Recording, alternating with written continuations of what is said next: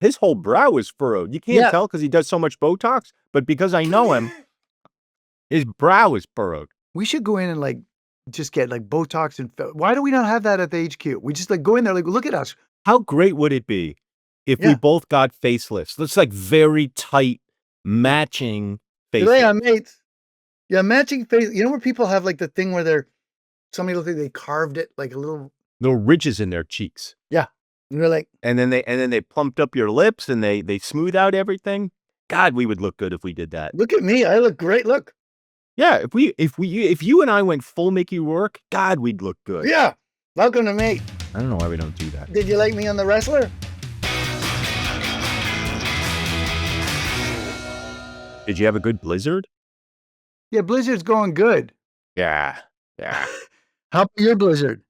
Great. I mean, one thing about living out here in the wilds, and you and I both live out in the wilds, man, when you get a blizzard, you get a blizzard. I mean, I'm looking outside my window. It's nothing but white, you know, but then again, I live in Connecticut, so.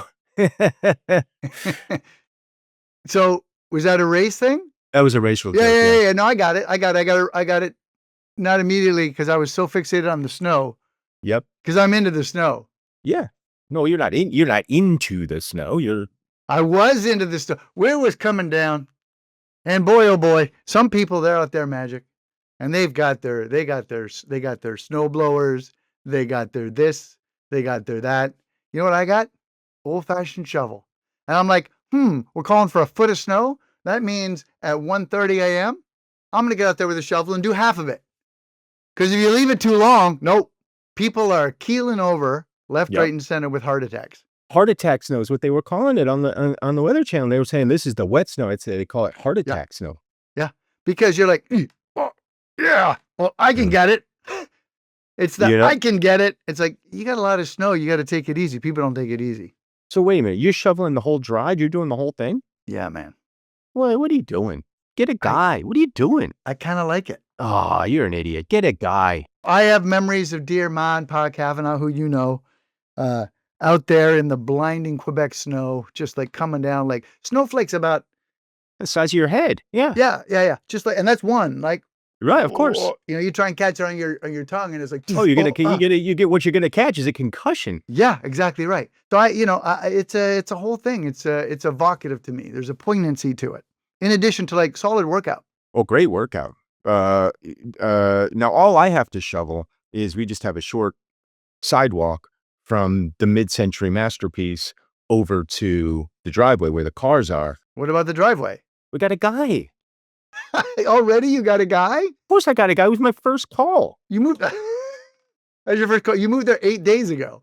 You got a guy. Yeah. And my first call was to find a guy. Walk me through how that call goes. Hey, I heard you shovel snow. Do you shovel snow? Are you like, I'm new in the neighborhood? Yeah.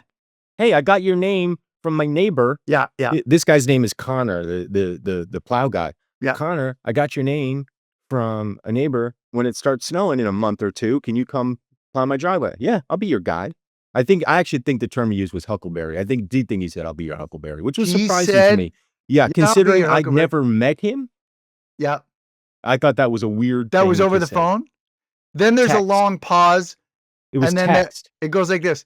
So you be the guy. Hey, Connor, like, I got your name from my neighbor. Wondering if like when the snow starts coming down in a month or so, if you might want to like take on my driveway as well. I'll be your huckleberry. And you'll do my driveway? I'll be your huckleberry. We'll just pencil you in then. Yeah, that's pretty much like that. Yeah. And then the last big dump we had, the big dump we had 3-4 weeks ago. I got a job. I'm a working man. I'm a salary man. I gotta go places. You got things to do. Yeah, I'm just a working stiff like the rest of you. Sure. And so I think that storm happened on a Sunday. You're like a 960 SATs guy, like everyone else. Yeah, 960 SAT guy, like everybody else. You know what that is? No, I have no idea what that is. Oh, that's well, they're talking about race. Gavin Newsom. Oh, I do know what that is. Yeah. And he was just like, look, sometimes you're talking live. You're like, I'm going to wing it. Old Trumpety Trump.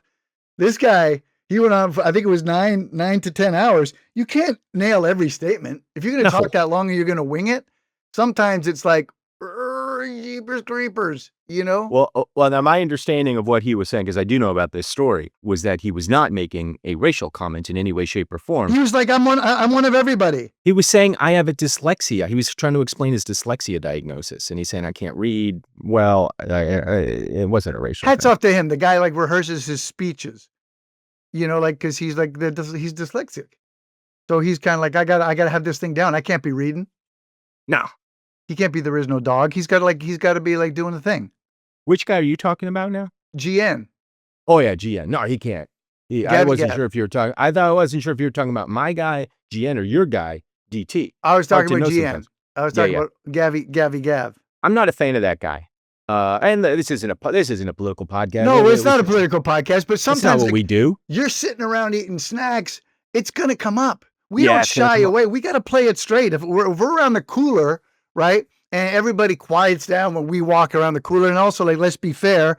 The cooler is like, it's fruited carbonated drinks and anything you can imagine. Oh yeah, when we say the cooler here at the Saucer, which is Mates Worldwide HQ, you can describe it, but it's not like when you hear water cooler. I think some people think it's literally a water cooler, but tell them what it is. Well, it's essentially, folks, if you walk in and like sometimes in your town, maybe you might have like a water reservoir sort of thing. So it's just under that size. It's massive. Right. And you name your drink.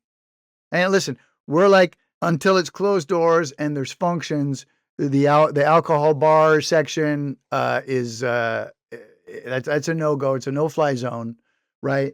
And then everything else is like whatever you want. Like if there's a coffee that's on the planet, we've got it. Like that's one of the things that old Zuck came in and was just like, we're like, what do you want? He's like, well, you have a latte. We're like, and we just peals of laughter. Oh, a latte? We were like, let's see if we can rustle something up for you, Mark. Turmeric latte? We were like, what kind of fringe latte you want, Zuck? Boy, no. That guy hated that moment. Hated it. Well, I remember he said something like, because I think he was trying to like trip us up or something. He goes, I don't remember what the name of it was, but it was some obscure Peruvian roast that is only harvested like once every 3 years. And he says, do you have, whatever that was called? And our barista didn't even miss a beat. He's like, on it. The on it did not. He was like sitting there, he was like throwing out all these kind of like a rare South American a bean flavor, this kind of thing. And our barista is just like, on it, and then did it. And it was, he was like praying in that minute 40. Oh, he was like, this, hopefully this isn't the thing. And he was able to go like, all right, well, it's not from the, it's not from the country. So it's understandable. And then it was great. Honestly, that might have been my favorite moment of his whole visit. Like the sip that he took, realizing it and wanting to naysay and not being. That's what I was just going to say. Yep. Then wanting to enjoy because he genuinely liked it, and then wanting to not be seen consuming it. There's 80 people around, right? Like Zuck's in town, and he'd already taken a shot when he'd walking in through the doors, and so suddenly he's like, all the glass, all the light, and he's like, oh, right. And then next thing you know, on it. We were going to like T-shirts and then the Zuck visit, and we didn't do it because we're like, this will get out there on eBay. It was going to get on Instagram. It was going to get ugly. But yeah, you wanted to make those on it T-shirts, which I thought was hilarious. But I think you're the one who asked him because he took that sip and you could see the gears turning. And you go, how's the Joe, Mark? Yeah. That's what you call it, the Joe. Because to us, it's like, it falls under the vast category, the colloquialism, which he doesn't like, right? This is like curated beans. This is like $150 latte. Yeah. Exactly. Whatever it was. Yeah. And we're all like, how's the Joe? Beans working for you? No, he was not happy. But he did concede. You could see the Adam's apple going. And I was like, was he chewing on something? No, what he was swallowing was his pride. Yeah, I think that's what it was. To his credit, he did say, that's the best damn cup of coffee I've ever had. Through gritted teeth, he hated it. Right.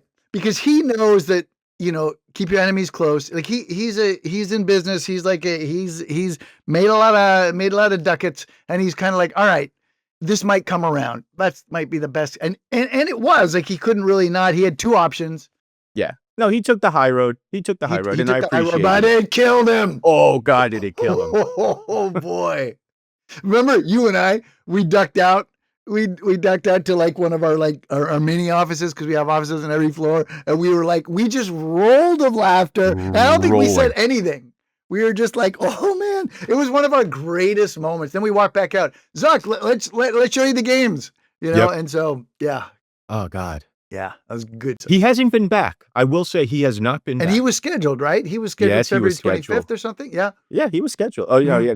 All of a sudden there's a conflict. Oh, Mark's got a schedule. Sure you do, Mark. Yeah. Sure you do. I got waylaid in Amsterdam after the Olympics. We're like, yeah. Okay, man. See you when we see you. We just set aside this coffee. Let's set aside the Joe for you for when you show up. Dig. He like, LOL. We're like, yeah, he hates it. He hates it.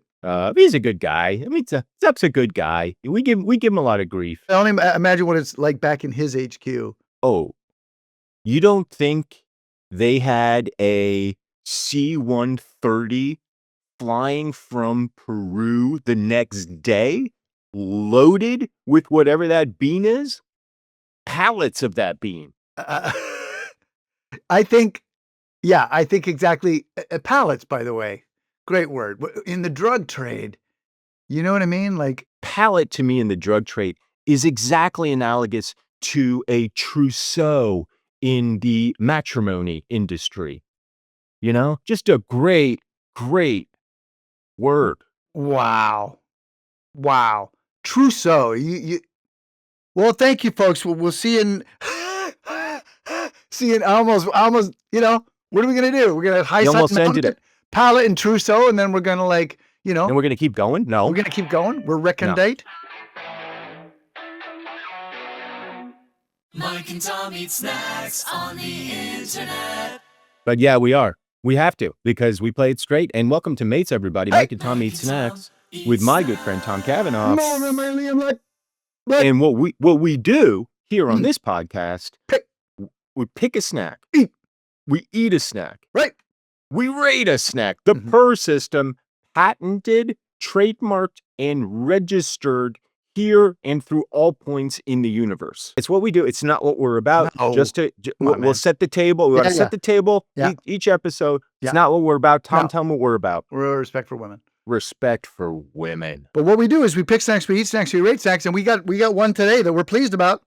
Yeah. From the Realm Grab Bag. We've had like a series of, to me, what are interesting snacks. Not necessarily good snacks, but interesting. Snacks that maybe I hadn't heard of, snacks I hadn't had in a while. This falls squarely under the category of one I haven't had in probably decades. Well, we'll get into it, because I'm going to have to ask you a question. What counts for this? Because I need determination, because that's going to say whether or not I'm with you. I haven't had it for a while, or had it like a month ago. The brand I haven't had in decades. It's possible I've never had this particular flavor of the brand. It's possible, because this is not a flavor I seek out. Well, why don't we let's just get into it. What are we doing? Why are we being enigmatic with our trousseau on our palettes? What are we doing? Trousseau. Well said. So today on Mates was Mike and Tom Eat Snacks, the premier. You're listening to the premier podcast on the planet. And I don't know if it's the premier podcast. It's the premier snack podcast for sure. I thought we were number one overall in everything. I'm gonna have to check the numbers again, but the last time I looked at my spreadsheet, we were like number 4. What? Yeah, I think we had slipped a little. You know what it is? I think that if we had snacks while we were tracking down a killer, right? I think people are like the true crime of it all. People are like, oh yeah, bludgeoned. You get a little bludgeoned, and you get this would be a great snack for bludgeon. Perfect snack. Sitting around, we got your tea, whatever you're doing, and then you got this snack. You'd be like, bludgeoned. You know what's the motto of Scotland Yard? You know the motto, right? What's all this then? And so it's the perfect motto for Scotland Yard. What's all this then? What's all this then? And then biscuits. Like that's just great. Let's talk a little bit about England. Well, why don't we talk about this? We'll get to England. But I feel like I'm starting it. You ready? Yeah. All right. Hey. All right. Today on Mates, Stella D'oro Anisette toast cookies. Coffee trees. Anisette.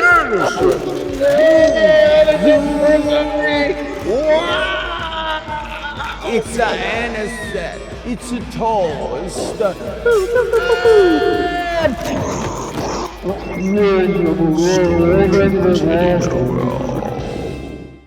What were you going to say about England? Those guys, if you're watching, Father Brown. right, or Biggles, or you've got like the Battle of Britain, or you've got Upstairs, downstairs. Beatles anthology, Upstairs, Downstairs, Downton Abbey. These guys are like, they're taking their tea seriously. Yeah, they are. When you're watching like the Peter Jackson Beatles thing, it's like, well, it's like they're toasting tea every Mhm. every time. Like, you know, they're having a little break. They're all like whip it thin, 129 pounds. You know, they're eating gluten, Mhm. no problem, right? Mm-mm. And Well, if you listen, Ringo has a little tummy trouble okay. about halfway through Get Back. Oh, Yeah. is that right? Yeah, a little tummy trouble. Oh, interesting. So he just hammers away at the skins to try and drown that out or something? Yeah, and then Is this well known? I don't know that I knew this this. this is not well known. Okay. I haven't seen the film in a while, but I know that in the original footage, if you keep playing it, when they finish the take, Ringo gets up from the drum throne. He's kind of waggling back and forth a little bit, and John says, "Just shit your pants." And John says that. John says that. Ooh, he says, "Ringo, did you shit your pants?" And Ringo goes, "Yeah, mate." And then they have a laugh, but you could tell it's like Did you shit your pants? Yeah. And you could they're having a laugh, but it's awkward. Like you could tell like this is a thing. Yeah, yeah. Oh, is that like And they didn't know what it was because they didn't know about gluten allergies back then. yeah, he's Right? right. So he's like consistently shitting his pants. He's and they're consistently shitting his pants after toasting tea, and nobody knows why. like, so nobody's like trying to go like, let's get that checked out, Ringo. We don't No. want you to always be shitting your pants. And he's like, instead, it's just like, oh, it's a laugh. It's a laugh, right? Right. And it is a laugh. It is a But laugh. you know, you feel bad for the guy. They're 23, 24. It's like a guy shitting his pants is like, yeah. That's you know, good like, stuff. yeah, it's pretty good stuff. It's pretty good stuff. But yeah, they take their toast and tea pretty seriously over there. Well, you could argue with the Brits. It's like when it comes to food, they don't have it, but when it comes to like, you know, snacks, their rituals, they do have it. You know, a little jammy Dodger, a little like you say, toast and tea. It's like great.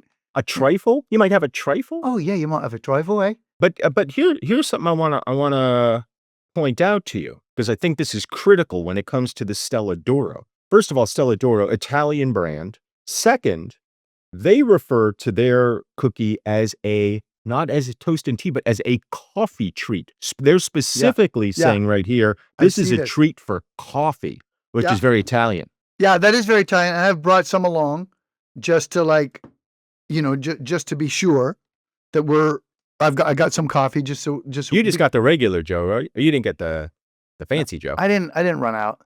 Yeah, that's the thing. What people don't understand is, yes, we have, if you go to the saucer, we got every coffee, we got every tea, we got every fizzy drink, whatever you want, we've got it. Yeah. But when push comes to shove, with Kavanaugh, he just wants a cup of Joe. He just wants a plain cup of Joe, an Americano. Which is sort of like what I was saying to Zuck, because I'm like, I can go high and I can go low, and it's fine with me. It's just like, I love the sensation. Maybe that's the best way to put it. Right? I love the sensation. And it's like, look, at Mates WWHQ, you're never going to get, even if you just go straight cup, you're not going to get a bad cup. No. Let's say, you know, you're some crumb bum, you get past the fence, you walk into the saucer and you go, yeah, hey Matt, give me a cup of coffee. This isn't some watery diner coffee you're going to get in return. This is going to be rich, full-bodied Java, probably from, I'm going to guess, Hawaii or something, on Kona, and it's going to be a solid cup of coffee. Is it going to be the best cup of coffee you ever had? Maybe. It might be. It very well might be. It might be. Yeah. It might be the best cup of coffee you've ever had. If we were going to charge for it, you know what we'd say to the guy? $1.50. Yeah. And We they'd don't be charge for it, but if we were, $1.50 like, probably. what? Mm-hmm. Because they know Mm-hmm. you're looking at a $50 cup of coffee. Mm-hmm. And they're like, no, you're in the mouth sensation business. You're doing a snack podcast. It's like, all right, in the early days, we had to fight it. We went to like world's best cup of coffee. We were down there in Hudson, we were in the city in New York. We had to fight it. Once we leveled up, it was like, look, everyone's coming with us, right? So let's have everything rise to the top, Mm-hmm. And Mm-hmm. I think you dance with the one that brought you, and we've been dancing a long time now. yeah, I didn't go out for this, but it's like you say, like $50 cup of coffee that we're going to say $1.50. And when would we ever, right? We're not charging folk. Come on in. That goodwill pays dividends down the line. Of course it does. And it's and that's not, by the way, that's not the reason we're doing it. We're doing it because it's the right thing to do. When you got a snack podcast and you walk through my doors, you're getting the best damn cup of coffee you've ever had. I'm sorry. That's just the way it's going to be. These are just the rules. And they're like, oh, because we might Janelli. We're like, that's part of it. Mm-hmm. But really, it's like if it were a non-Janelli item, if you were jelly bellying it up, it's like, have a cup of coffee. Have a damn good cup of coffee. Make your morning. Come on in, make your morning. Stella D'oro coffee treats, Anisette. Now, Anisette is the flavor I don't think I'm going to like. That's licorice flavor. Same. I'm not going to like that. But the Italians might know something we don't know. That's Exactly where I right. come in. I'm like, I don't know. Like, I'm going to play it straight. I saw exactly that thing. I'm like, Anisette toast. And then the question I had for you, I'm sorry, I'm going back to like the beginning of this podcast. What's the dippy dip thing in tea and what's that called? It's like dippy dip thing? Yeah, it's like this. It's a dippy dip thing. What the hell is that called? This is a food item? Yeah, it's a word. It's like this. Somebody's paying attention. Thanks, Amaya. Yeah, Amaya, thank you. Because biscotti. I'm like the dippy dip. Oh yeah, the dippy dip. The dippy dip thing is the stupidest. Amaya, thanks for we should have a camera on Amaya. Roll eyes. It's one of these, like, God dang it. No, she saved the day as usual. She's like this. She's like, idiots. And then boop, mic on. Biscotti. Because she knew this would have been the end of this would have been 20 minutes. She's like, just keep it moving. You're like, dippy dip. Biscotti, It's Tom, got chocolate. Biscotti. Sometimes it looks like this. Yeah. And she's like, biscotti, idiots. Anyway, biscotti it is. Before you're making an important point, but I have an equally important point that I just want to quickly throw in there. Trader Joe's sells something called the Dunkaroo, which is biscotti shaped. Yes, and it comes in the round, the round plastic. Yeah, sure, I know that. That's a biscotti though. Mm-hmm. Yeah, it's the Trader Joe's biscotti. Well, they call it Dunkaroo. What were you saying? What was I saying? I don't know. It wasn't interesting to me, which is why I interrupted you with Dunkaroos. No, I don't know. The Dunkaroo is better than anything I must have been saying. I don't know that I can top Dunkaroo. The Dunkaroo. Well, we're talking about Anisette, and then you got onto biscotti, and I had to give you the word because you couldn't think of it. You're like, what's the thing you dunk? I was like, the word. Amaya gave me the word. Wow. Oh. So these are Stella D'oro. This is a god dang lawsuit waiting to happen. Let's open it up because it's so loud. Yeah, it is loud. Mike and Tom eat snacks on the internet. If you don't know Stella D'oro, these are pretty big packages. It's about the size of, almost like the size of like an English muffin package or something.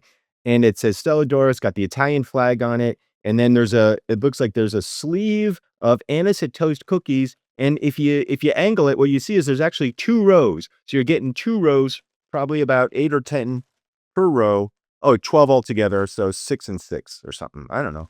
No, more than that, I think. Well, here's what's confusing. It says about 6 servings per container. Serving size is 2 cookies. So that should equal 12. But you just correctly identified that there are more than 12 in here. So we've got ourselves a paradox. So I'm trying to figure out how many we got. 1, 2, 3, 4, 5. Oh, no, it's 12. It is 12. Holy cow. No, it's definitely Anisette. Open it up and what's the first whiff you get? I was expecting some kind of toasty smell. Nope. Interesting. And again, at this moment, it's funny, Magic. Like, it takes discipline in the snack snack game to play it straight, because instantly I'm like, yeah, I don't know about this, right? Because I'm like, I want my toast garlicky, I want it buttery, you know. You don't ever want licorice toast, Don? I don't. When I open the thing up, the smell that is most appealing to me is like the toasted buttered. Sure. Maybe even some cinnamon or something like that. So but you're never thinking to yourself when you get up, God, I want some licorice toast. Never have had that thought. Huh. Maybe that'll change after we sample the Stella D'oro. Yeah, that's the whole play it straight thing. Because I'm like, no way. Ooh. I mean, it is redolent of anisette. I mean, it just smells like black licorice. You're exactly right. Were you over there? Did you spend was that where you were, or Spain? You were Spain. I was in Rome 3 months. Rome. That's in Italy. That's right. Rome is in Italy. So my question to you then is, while you're lollygagging up and down, hanging out by the Colosseum there in the great city of Rome, are you knocking this back? This never came up. This was Really? never a thing that was presented to me in any way, shape, or form. The anisette flavoring, I don't recall ever even smelling while I was in Italy. This is not, to me, a particularly Italian thing, but I could be wrong. I was only there for a few months. I don't know either. When you're writing your opus, and and your protagonist is traveling, you're not like Cecil sits down at the cafe in the giant square, orders a double espresso and some licorice toast. Mm-mm. Right? No, because your reader is gonna get tripped up on it, and then you say licorice toast. Licorice toast. The hell is that? And then you have to explain parenthetically. By the way, when I say licorice toast, I mean Stella D'oro anisette cookies, coffee treats. And then they're like, oh, Right. but it's a mouthful. It's a mouthful. And No pun speaking of intended. which, Yeah, go ahead. Here we go. Oh, interesting. Oh, no. Second thoughts. Long mouthfeel. Because it's like, it takes a while for the saliva to get in there, moisten on up for the swallow.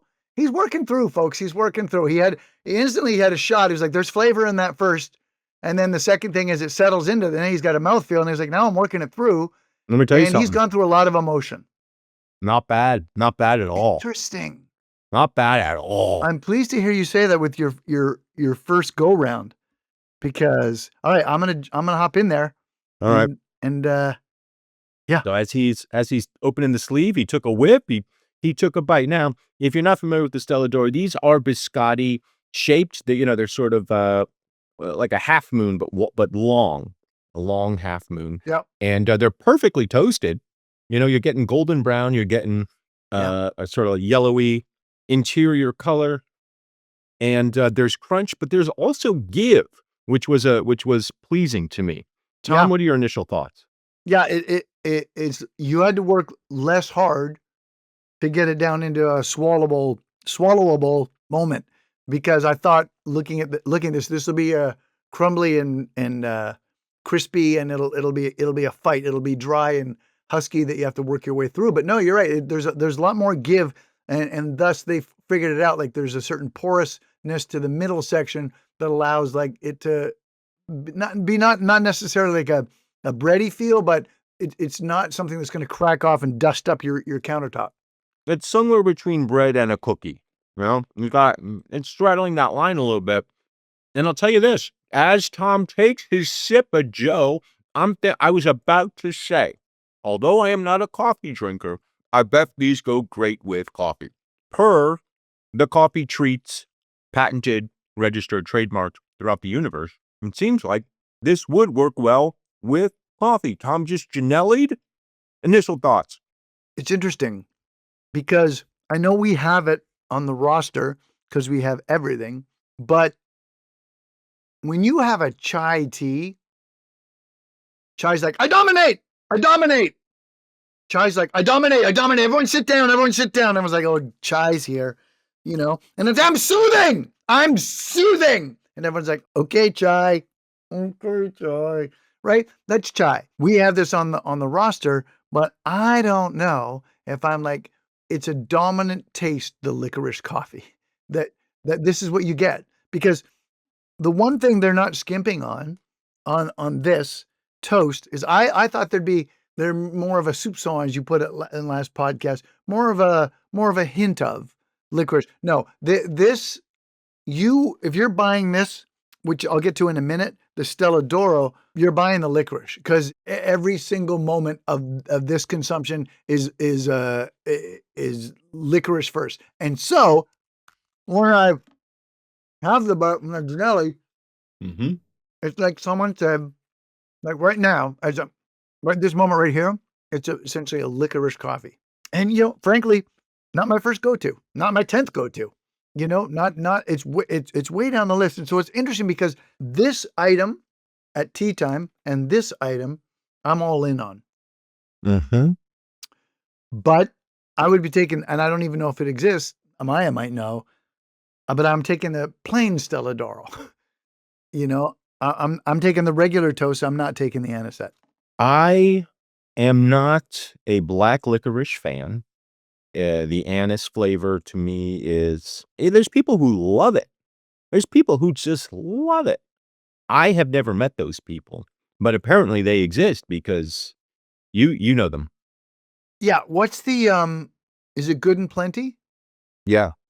The purple, white. Mm-hmm. Yeah. Mhm. So I like that. Every 4 years, I'm like, a little Good and Plenty. The thing with the Good and Plenty is like, they're like, no, we're ramping this up. You're going to have 5 of us and you're going to be over the moon. There's sugar. I don't know have we done Good and Plenty? We have to look that up. If we haven't, we have to do it. We've never done Good and Plenty on this What we should do, podcast. because I'm giving it away, but there are moments when I'm like, yes, black licorice, right?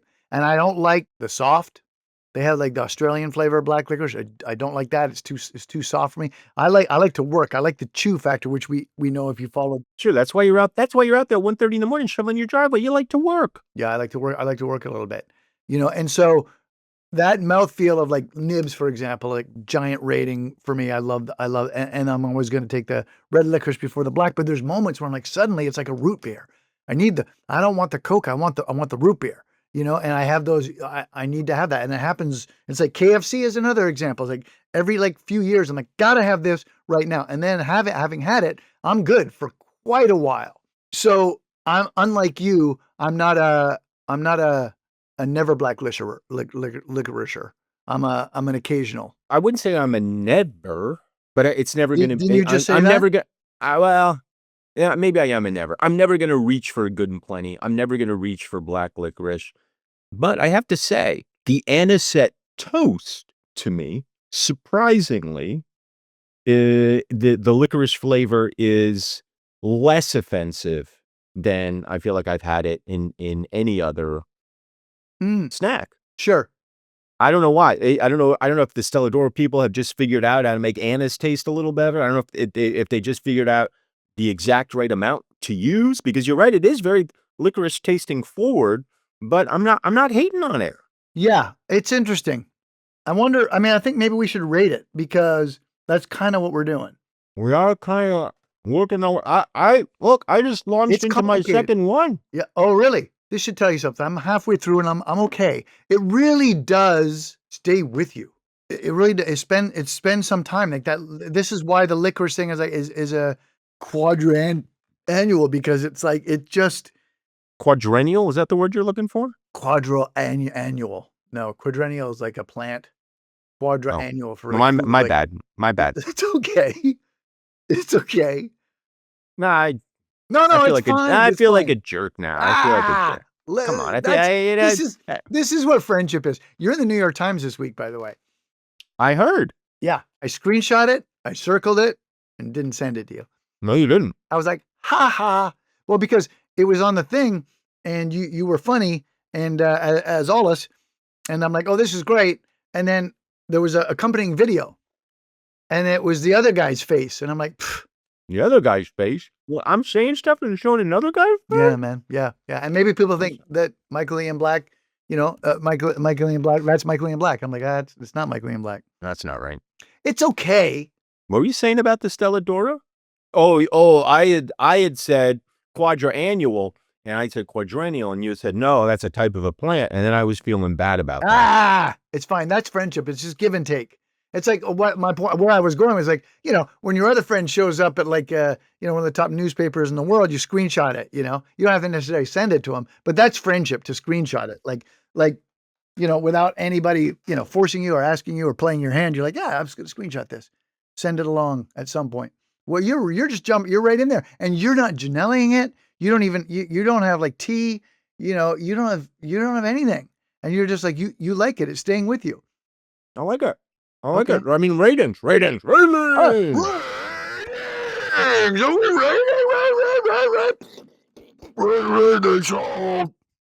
I like it.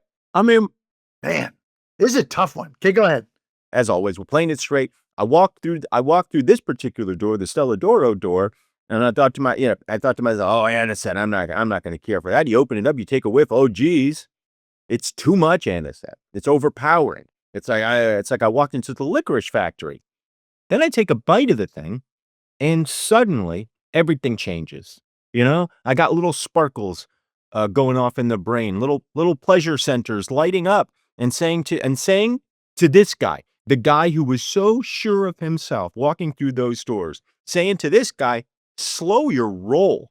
Oh, Play it straight, kid, is what it's saying to me. that guy's so that guy's like 2000s, right? Mhm. He's like slow your roll. That guy. I Okay. didn't know what he meant. Well, you knew what he meant. I knew by tone, You're like- context clues. You're like slow your roll. And so I did. And I discovered textures that were unexpected and pleasing. I discovered the anisette flavor, while strong, was not overpowering. There's a delightful crunch. The serving size, 2 cookies, I think is just about right. I'm about to finish my second, and I will not have a third Stella D'oro anisette toast coffee treat cookies. 6.5, above average. Yeah, way above average. Solidly above average. I said even before you started rating, I said it'd be tough. And yeah. Oh, his whole brow is furrowed. You can't tell because he does so much Botox, but because I know him, his brow is furrowed. We should go in and like just get like Botox and why do we not have that at the HQ? We just like go in there, like, look at us. We're the ugliest. Like if we rated podcasters, like everybody's like podcasters. How great would it be if we both got facelifts? Looks like very tight, matching facelifts. Yeah, mates.